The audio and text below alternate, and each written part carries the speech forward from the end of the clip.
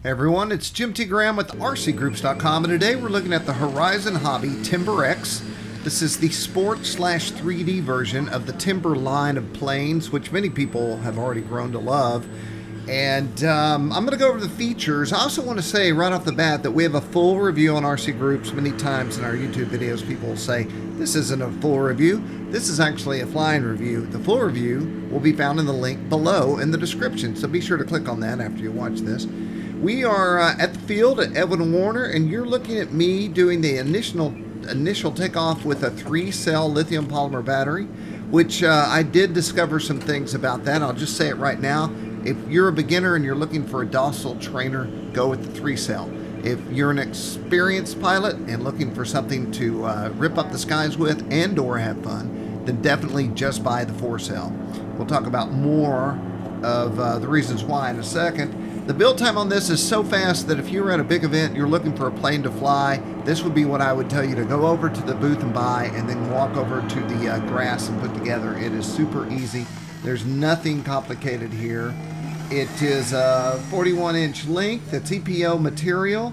It has a 10 brushless outrunner, runs a 13x4 prop, and it has carbon fiber wing tube and a couple of pieces in the back depending on what you want to do with the airplane as far as being super sporty 3D.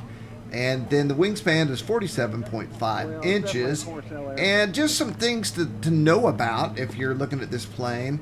It is a stall aircraft, so that's a short takeoff and landing concept. It's got crazy flaps. I've also included a link in the review that would allow you to download the factory radio setting that then couples the flaps with the ailerons. And I will go over that in more detail in the online review. It can once again run 3S or 4S, but I really feel this is a 4S plane. So let's look at, we'll just look at it fly here and we'll talk about it. First, right there, this landing gear is well thought out. I was bragging on it when I saw it. I called Jason Cole and said, man, check this out. We actually did a video call. And it will take a hit. I flipped this thing over. I've hit the prop on the ground. I did chip the prop a little, but that was my fault. And so what you're looking at now is Jason Cole in the 4-cell section. The original flight video you were watching was my maiden in a 3-cell and messing around. And then I handed the control over to Jason, who can really ring it out and certainly would do things with an airplane that just came out of the box that I would not feel comfortable with. So if with the 4-cell lithium polymer, you can see that it hovers with tons of power. Now on a 3-cell, if you went into a hover, you would be at like 3/4 stick, and then you would just be limping out of the hover. With the 4-cell, it rockets out of the hover. There's, I believe, Mike Hines' neck and Jason Cole's head. The other interesting thing to note is the wings on this unit are shorter than the average timber. That's what gives you that killer roll rate. When you couple the flaps with the ailerons that you're seeing right there, it really gives you a great roll rate. And for me, I love that because you can get yourself out of trouble and get yourself in trouble just as quickly, which is great. So at this point in the game, I realized I was a little out of focus, but now we're back and Jason is showing us knife edge. So this is not with safe engaged. I've read that some people knife edge only with safe. I don't know if that's an option if you're gonna do your ailerons mixed in with your flaps, which once again, I'll go over how to do that in the full review on RCGroups.com. But I think we've proven here you can really ring it out. So, you know, there are more purebred 3D planes than this. But if you're looking for a hybrid of a nice sport plane and a plane that you can ring out as well, this thing will do it.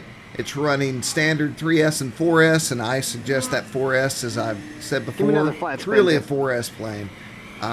If you're looking to just start with a trainer, I know that people have said this is not that kind of a plane, but I think it is. I think you could set your rates a little lower, run on 3-cell, and then when you felt like you had accomplished mastered flying, you could move this up to a 4-cell and have a great second plane that you already own. So the flat spin is there. It just does a lot of stuff. And you know, I expected it to have a lot more coupling than it did, because to get coupling out of an airplane, you really have to design it in a way that everything is on the same line, which this plane is not. But I didn't notice it, didn't bother me. Flew great, and it flew let me put it this way. I get a lot of airplanes for review, and the real airplanes that I love are the ones that I keep, and this is definitely a keeper. Fits great in the back of the truck, and you don't have to take it apart, but if you did want to do that, it's easy to do.